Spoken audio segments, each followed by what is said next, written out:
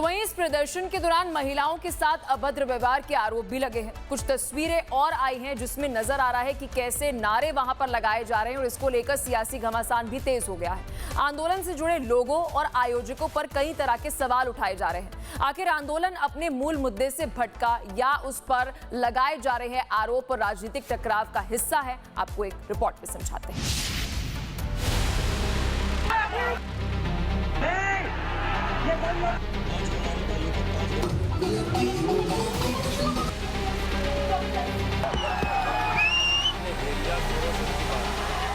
Paper leak के नाम पर छात्रों को भड़काने वाले, छात्रों की मौत पर राजनीति करने वाले, दंगे की आग में राजधानी को झोंककर इस्तीफा दिलवाने वाले, अपनी झूठी जीत पर स्टेज पीटने वाले और लाखों छात्रों का भविष्य बर्बाद कर 5 स्टार होटल में पार्टी करने वाले, ये कोई और नहीं है, ये है कॉकरोच पार्टी।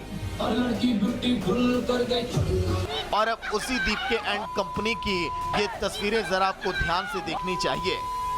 अभिजीत दीपके, जिसने आंदोलन के लिए वीडियो बनाकर छात्र छात्राओं को जंतर मंतर बुलाया, हजारों लोगों की भीड़ जुटाई, लेकिन वहां क्या हुआ?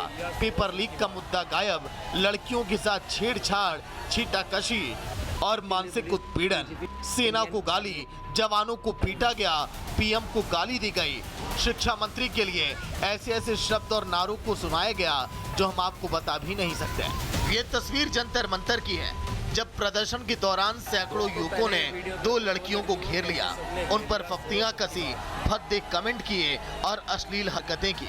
लड़कियां डर कर खुद को बचाती हुई निकलने की कोशिश कर रही हैं। अब सवाल है कि ये प्रोटेस्ट था या जंतर मंतर पर छेड़छाड़ का अड्डा। लेकिन तभी कुछ और युवक आगे आए और उन दोनों लड़कियों को भीड़ से सुरक्षित बाहर निकाल ले गए।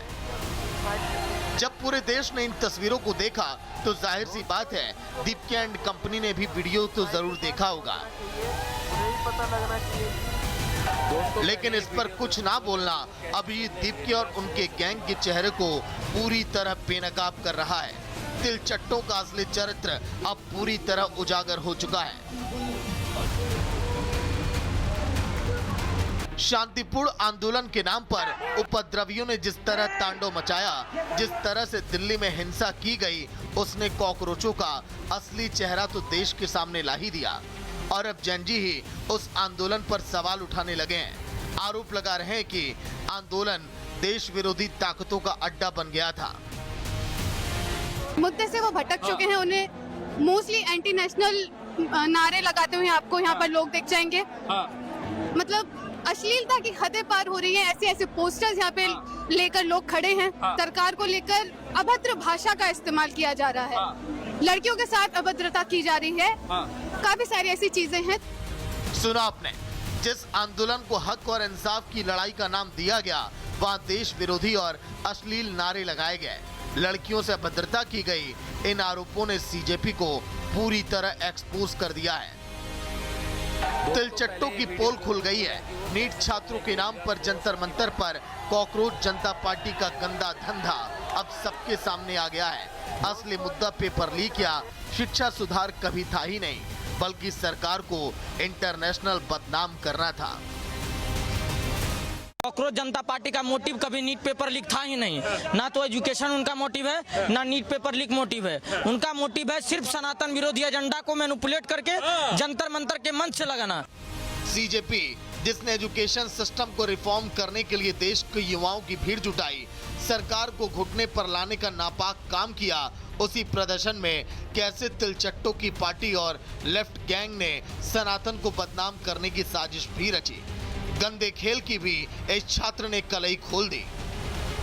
पर कोई महिला आती है और कहती है बस अब नाम रहेगा अल्लाह का। दूसरा बंदा आता है कहता है सीता के पति के वजह से देश में दंगा हो रहा है। तीसरा बंदा कोई आता है वो जो प्रेमानंद महाराज को प्रेम भाई बोलता है। चौथा बंदा वो आता है जो उमर खालिद और शर्जील इमाम के साथ फोटो डालता है, बाद में कहता है कि यहाँ जिंदाबाद के नारे लगाए। तुम्हारी विचारधारा तो वही है जो तुम ट्विटर पर दिखा रहे थे।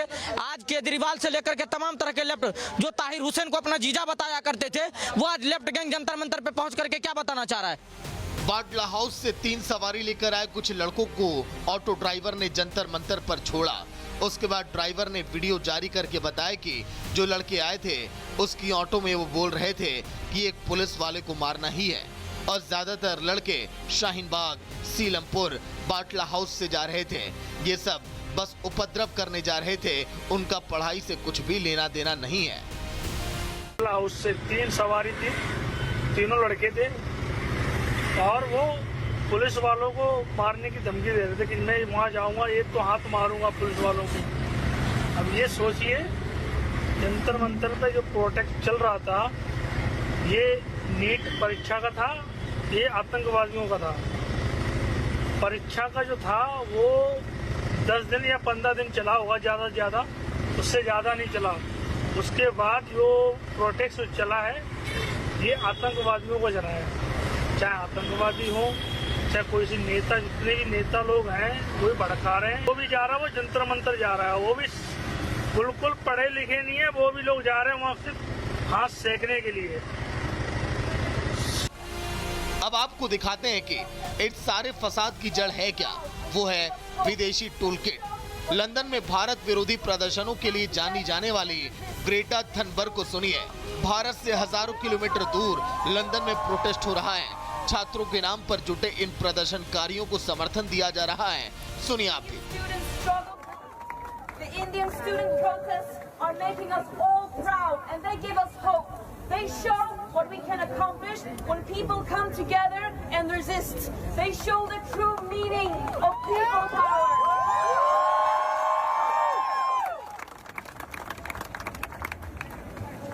The Indian students' struggle for justice and the broader struggle for democracy and liberation is also our struggle.